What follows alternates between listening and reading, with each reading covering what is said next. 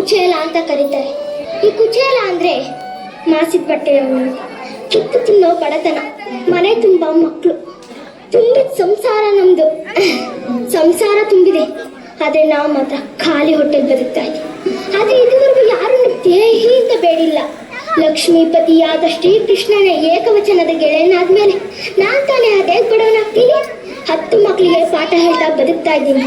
ಸಮುದ್ರದ ಸ್ನೇಹ ಉಪ್ಪಿಗೆ ಬಡತನ ಅಂತಾರಲ್ಲ, ಹಾಗಾಗಿದೆ ನನ್ನ ಪರಿಸ್ಥಿತಿ. ಇದೇ ಮಾತನ್ನು ನನ್ನ ಹೆಂಡತಿ ಕಾಂತಿಮತಿ ಸಾಕಷ್ಟು ಸಾರಿ ಹೇಳಿದ್ಲು. ಕೃಷ್ಣನನ್ನು ಒಮ್ಮೆ ಕೇಳಿದರೆ ಸಾಕು, ನಮ್ಮ ಕಷ್ಟವೆಲ್ಲ ಅಂತ್ಯವಾದಿತ್ತು ಅಂತ. ಕೃಷ್ಣ ಒಟ್ಟಿಗೆ ಓದೋಣ ಎನ್ಬೋದು, ಒಟ್ಟಿಗೆ ಆಡೋಣ ಎನ್ಬೋದು, ಒಟ್ಟಿಗೆ ತಿನ್ನೋಣ ಎನ್ಬೋದು. ಈ ಯಾವುದಕ್ಕೂ ಸ್ನೇಹದಲ್ಲಿ ಕೊರತೆ ಇಲ್ಲ. ಆದರೆ ನಾನು ಬಡವ, ನನಗೆ ಸಹಾಯ ಮಾಡು ಅಂತ ಹೇಗೆ ಕೇಳೋದು? ಆ ಕೇಳಿದ ಕೂಡಲೇ ನಾನು ಸ್ನೇಹಿತನಾಗುವುದಿಲ್ಲ, ಭಿಕ್ಷುಕನಾಗ್ಬಿಡ್ತೀನಿ. ಇಲ್ಲಿಗಂತ ಬಂದಿದ್ದೀನಿ. ನನ್ನ ಗೆಳೆಯನಾದ ಶ್ರೀಕೃಷ್ಣನ ಭೇಟಿ ಮಾಡೇ ಹೋಗ್ತೀನಿ.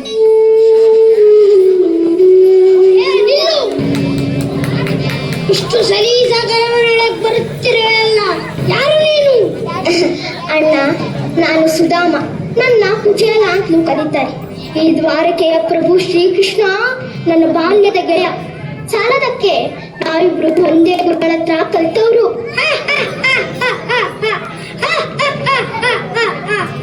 ಇದನ್ನು ನಾವು ನಂಬಬೇಕು. ಅವತಾರ ಪುರುಷ ಶ್ರೀಕೃಷ್ಣ ಕೊಡಲು ಚಿಂದಿ ಬಟ್ಟೆಗೆ ಗತಿ ಇಲ್ಲದ ನಿನಗೆ ಈ ಕಥೆಯನ್ನು ನಿನ್ನ ಗುಡಿಸಲಿನಲ್ಲಿ ಯಾವ್ದಾದ್ರು ಮಕ್ಕಳಿಗೆ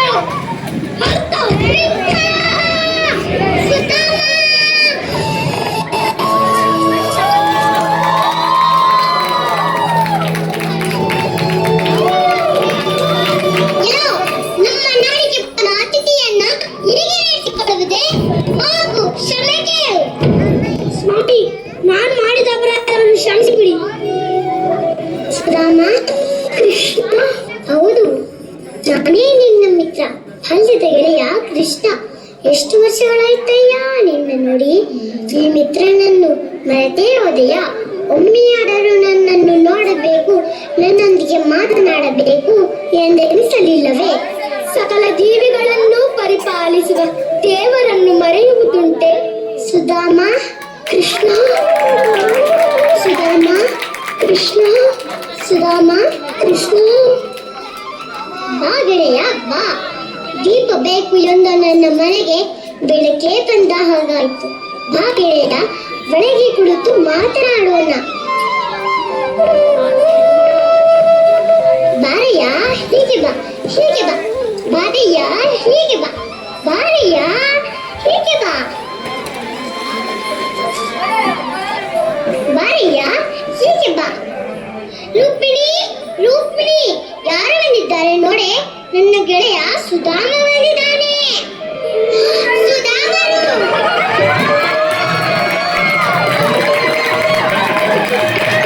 ನಿಮ್ಮ ಬಾಲ್ಯದ ಪ್ರೀತಿಯ ಗೆಳೆಯ.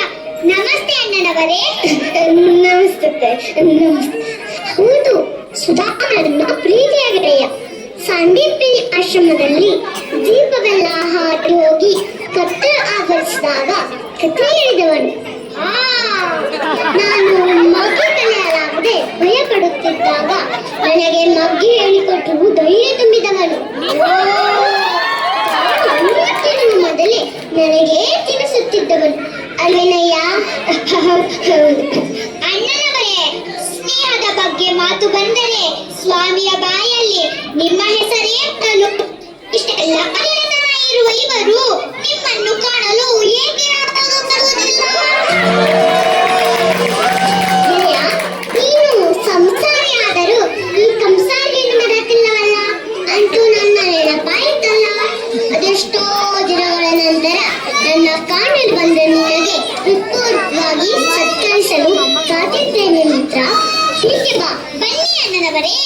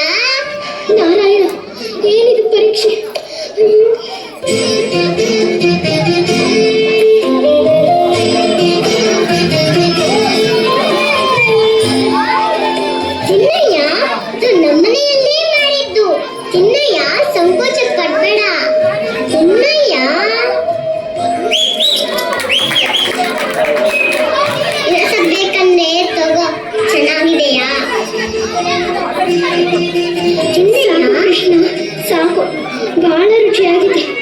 ಇದೇನು ಉಪಚಾರ, ಇದೇನು ಸಡಗರ, ಸಂಭ್ರಮ. ಸಾಕು ಕೃಷ್ಣ, ಸಾಕು. ಹೀಗೆ ಸಮನಾಗಿ ನೋಡಿಕೊಂಡ ದೇವರ ಮುಂದೆ ದೇವಿ ಎಂದು ಲೌಕಿಕ ಭಾಗ್ಯವನ್ನು ಬೇಡಿ ಹೇಗೆ ಸಾಮಾನ್ಯನಾಗಲಿ? ಬೇಡ, ಕೇಳುವುದು ಬೇಡ, ಬೇಡ. ಭಕ್ತವತ್ಸಲನಾದ ಶ್ರೀಕೃಷ್ಣನ ಎದುರು ನಿಂತಿದ್ದರು ನಿಮ್ಮ ಗೆಳೆಯನ ಮುಖದಲ್ಲಿ ಏನೋ ಚಿಂತೆ ಇರುವಂತಿದೆ. ಏನಿಲ್ಲ ತಾಯಿ, ಏನಿಲ್ಲ. ನಾನಿನ್ನು ಹೊರಡುತ್ತೇನೆ. ಸಂಸಾರದ ಗೀಳು ಕಾಂತಿಮತೆ ಕಾಡ್ತಾ ಇದೆ ಪಾಪ. ಅದೇನು ಆ ಸಣ್ಣ ಗಂಟು?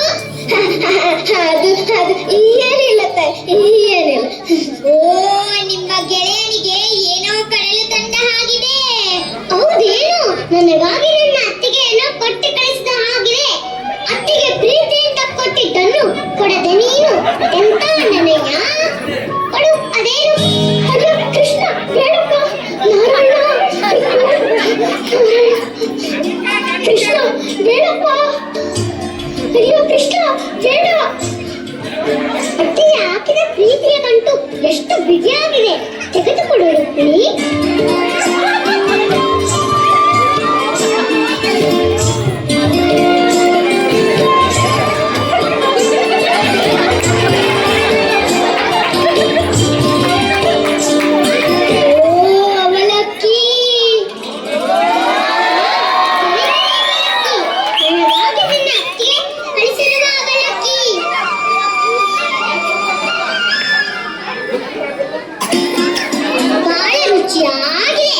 ರುಕ್ಮಿಣಿ, ಬಾಬಾ, ನೀನು ರುಚಿ ನೋಡು. ಇಲ್ಲದಿದ್ದರೆ ನನ್ನ ಲೆಕ್ಕ ಬೇಕಾಗಿತ್ತು. ಇದಕ್ಕೆ ತುಪ್ಪದ ಒಗ್ಗರಣೆಯನ್ನೇ ಹಾಕಿಡಬೇಕು. ಆಹಾ, ಉಪ್ಪು, ಹುಳಿ, ಖಾರ ಎಲ್ಲ ಹದವಾಗಿ ಬೆರೆತಿದೆ. ಇಂಥ ಅದ್ಭುತವಾದದ್ದು ಅರಮನೆಯಂತೂ ಸಿಗುವುದಿಲ್ಲ. ಅತ್ತಿಗೆ ಏನು ಅಕ್ಕಿ ಮಾಡಿದ್ದಯ್ಯ? ಅವಲಕ್ಕಿ ಗೋಕುಲದಲ್ಲಿ ನನ್ನ ತಾಯಿ ಹದೆ ನೀಡುತ್ತಿದ್ದ ಅವಲಕ್ಕಿ ನೆನಪಾಯಿತು.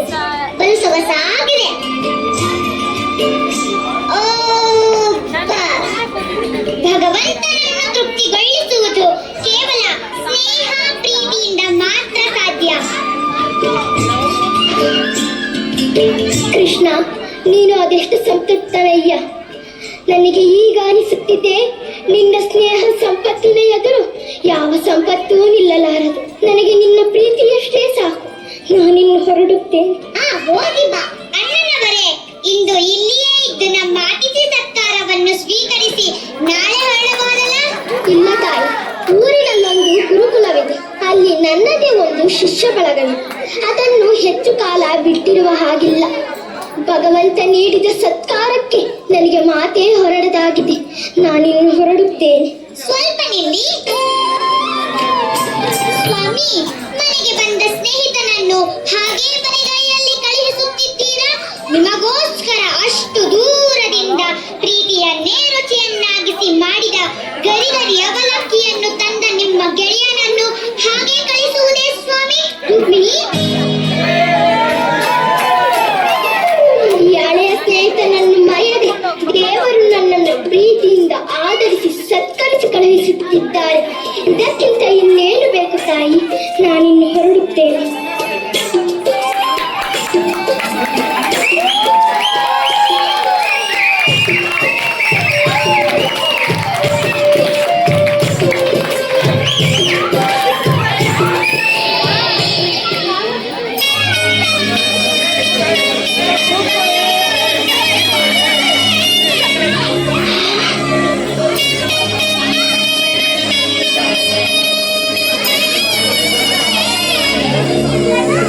ಇದೇನು, ನನ್ನ ಗುಡಿಸಲು ಹೀಗೆ ಬದಲಾಗಿ ಹೋಗಿದೆ.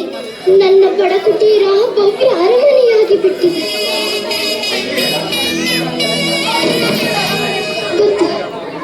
ಗೊತ್ತು, ಇದೆಲ್ಲ ಶ್ರೀಕೃಷ್ಣನ ಕೃಪೆ. ಬೇಡದೆ ಭಾಗ್ಯ ಕೊಡುವ ಮಹಾನುಭಾವ ಅವರು. ಕೇಳದೆ ಕರುಣೆ ತೋರಿಸ ಕರುಣಾಳು ಅವನು. ಜಗತ್ತಿನ ಎಲ್ಲವನ್ನ ನಿಯಂತ್ರಿಸುವ ಕೃಷ್ಣನಿಗೆ ನನ್ನ ಬಡತನ ಮತ್ತು ಘನವೇ ಈ ಬಡವ ಕೊಟ್ಟ ಇಡೀ ಅವಲಕ್ಕಿಯನ್ನು ಸಂಪೂರ್ಣವಾಗಿ ಅನುಭವಿಸಿ ತಿಂದು ತೇಗಿದನಲ್ಲ, ಅದರ ಪ್ರತಿಫಲ ಇದು. ಆ ಕರುಣಾಳು ಶ್ರೀಕೃಷ್ಣನ ಗೆಳೆಯನಾಗಿ ನಾನು ತಾನೇ ಅದೇಗೆ ಬಡವನಾಗ್ತೀನಿ, ಅದೇಗೆ ಬಡವನಾಗ್ತೀನಿ. ಕೃಷ್ಣ ಕೃಷ್ಣ